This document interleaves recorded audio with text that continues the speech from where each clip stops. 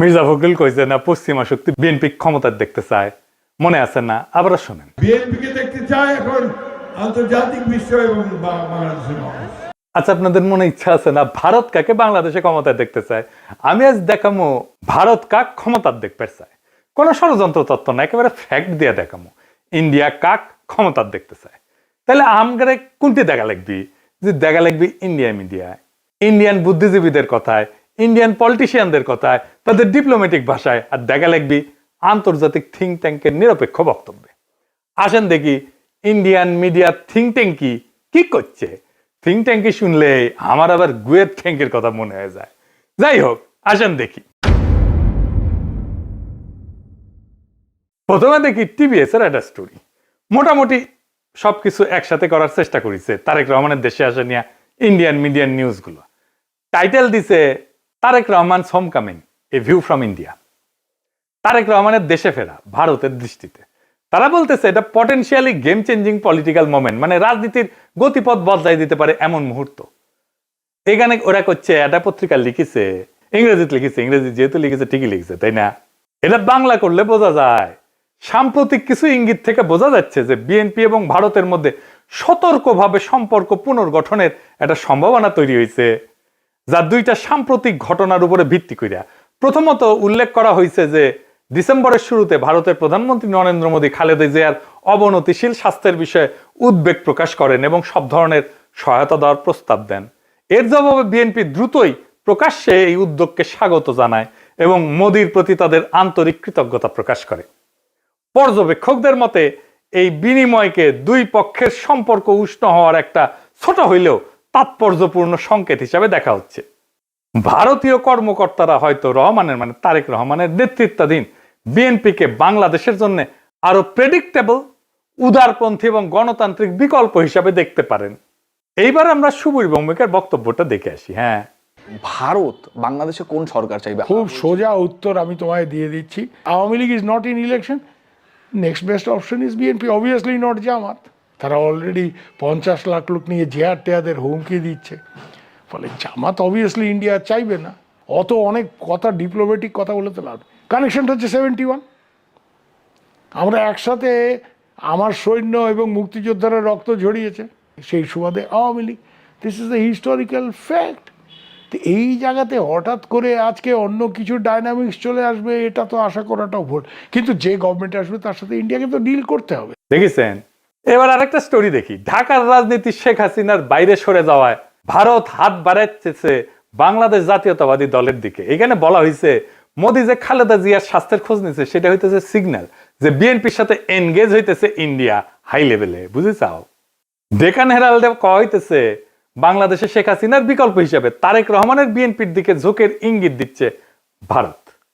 তো এই যে সম্পর্ক, এটা অনেক আগে থেকে শুরু হয়েছিল। এইটা ইন্ডিয়ান ফরেন মিনিস্ট্রির ব্রিফিং এ একটা প্রশ্ন ওঠে, একজন জার্নালিস্ট এটা প্রশ্ন করে। এইটা প্রথম আলো রিপোর্টেই আসছে। এটা বলতেছে, একজন সাংবাদিক প্রশ্ন করেন 2018 সাল থেকে ভারত লন্ডনে অবস্থানরত বিএনপির নেতৃত্বের সঙ্গে যোগাযোগে ছিল এমন প্রতিবেদন বিষয়ে, পাশাপাশি বিএনপির কোন নেতা বাংলাদেশে ফেরার আগে ভারতের ক্লিয়ারেন্স নিয়ে কি কোনো আলোচনা হয়েছিল কিনা এ বিষয়ে প্রশ্ন করে। বিএনপির প্রিয় প্রথম আলোতেই এটা আছে। এটা এমনকি ইন্ডিয়ার ফরেন মিনিস্ট্রির ওয়েবসাইটও আছে এই আলাপটা। আর এটা রিপোর্ট করেছে ইকোনমিক টাইমস। এটি করছে নতুন সমীকরণের প্রেক্ষাপটে খালেদা জিয়ার ভারতের প্রতি রাজনৈতিক উত্তরাধিকার নরম হয়েছে। এটা ইংরেজিটা খটোমটো হয়েছে, মানে খালেদা জিয়ার উত্তরাধিকারী ভারতের প্রতি নরম হয়েছে। ডিপ্লোম্যাট একটা রিপোর্ট করেছে, জিয়ার জন্য মোদী আন্তরিক প্রার্থনা জানাইছেন এবং বলছেন যে ভারত বিএনপি চেয়ারপারসনকে, যিনি সংকটজনক অবস্থায় আছেন, সম্ভব সব ধরনের সহায়তা দিতে প্রস্তুত। জিয়াকে পাঠানো তার বার্তাটি শুধু সৌজন্যতার সীমায় আটকে নাই বলেই মনে হয় এবং অঞ্চল জুড়ে বিশ্লেষকরা দ্রুতই এর রাজনৈতিক গুরুত্ব অনুধাবন করেছেন। এটি ব্যাপকভাবে প্রতীকী হইলেও সচেতনভাবে কূটনৈতিক উদ্যোগ হিসেবে ব্যাখ্যা করা হয়েছে। একটি সংকেত যে ভারত বাংলাদেশের পরবর্তী সরকারের সঙ্গে উষ্ণ সম্পর্ক গড়ে তুলতে প্রস্তুত, যা এই মুহূর্তে জিয়ার বিএনপি গঠন করতে পারে বলে মনে হইতেছে। দা উইক বলছে, কেন তারেক রহমানের ফেরা ইন্ডিয়ার জন্য খুশির খবর। তারাই লিখেছে, এটা খুব ইন্টারেস্টিং রিপোর্ট করছে ইন্ডিয়ান এক্সপ্রেস। এটা প্রিমিয়াম কন্টেন্ট, মানে আপনাকে টাকা দিয়ে পড়া লাগবে। শিরোনাম হইতেছে, দশকের পর দশক প্রতিক্রিয়াশীল নীতির পর ভারতের প্রতি নিজেদের অবস্থান পুনর্নির্ধারণের সুযোগ পেয়েছে বিএনপি। বাবা, মেলা সুযোগ দিছে, তারা কি এই মুহূর্তটি কাজে লাগাতে পারবে? একদম শেষে বলছে, ভবিষ্যতে যদি ফেব্রুয়ারি নির্বাচনে বিএনপি জয় হয়, তাহলে ভারতের যে বিএনপির সঙ্গে তখন কাজ করতে হইতে পারে, সেই বিএনপি নিঃসন্দেহে আগের চেয়ে ভিন্ন হবে, নিঃসন্দেহে আগের চেয়ে ভিন্ন হবে, এবং সম্ভবত সহযোগিতার ক্ষেত্রেও আরো বেশি অনুকূল এবং গ্রহণযোগ্য হবে। আবার একটা জিনিস কথা বলছে, খুব ইন্টারেস্টিং কথা।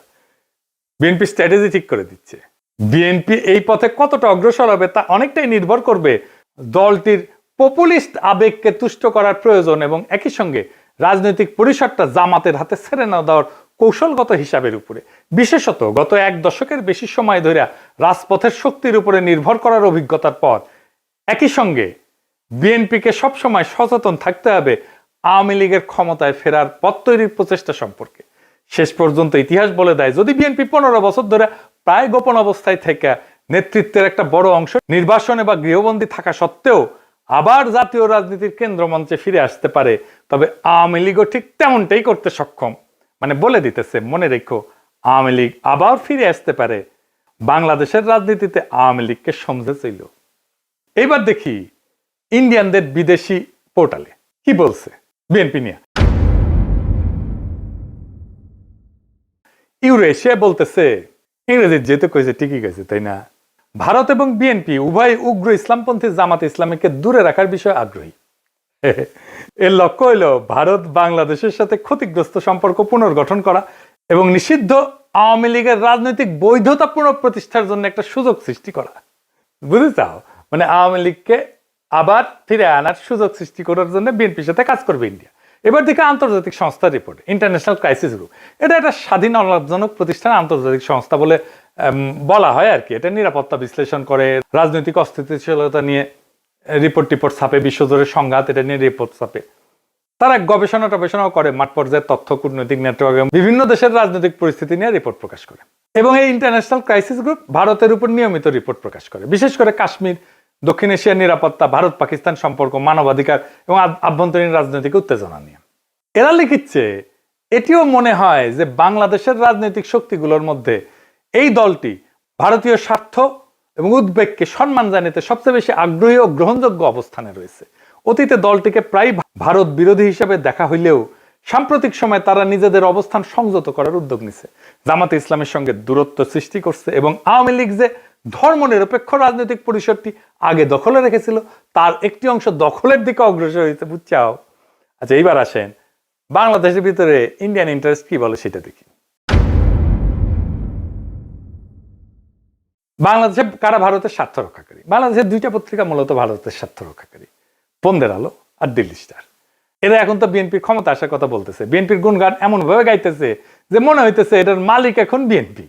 এরা যাকে ক্ষমতায় দেখতে চাইবে, মনে রাখবেন ইন্ডিয়া তাদের ক্ষমতায় দেখতে চাইতেছে। আপনারা দেখবেন প্রথম আলো, দিল্লি স্টার ক্রমাগত বিএনপির নেতাদের, বুদ্ধিজীবীদের লেখা ছাপতেছে। আপনি দেখতে থাকবেন, এরপরে শুরু হবে যারা এতদিন আওয়ামী লীগের পক্ষে লিখতো, সোহরাব হোসেন, টোহরাব হোসেন ইত্যাদি। মিজানুর রহমান তো মারা গেছে, সে থাকলে আর সেও লেখা শুরু করতো। তারা প্রথম আলোতে বিএনপির পক্ষে লিখতো। তাই প্রথম আলো, ডেইলি স্টার ভারতের রাজনৈতিক অবস্থানের এটা লিটমাস টেস্ট।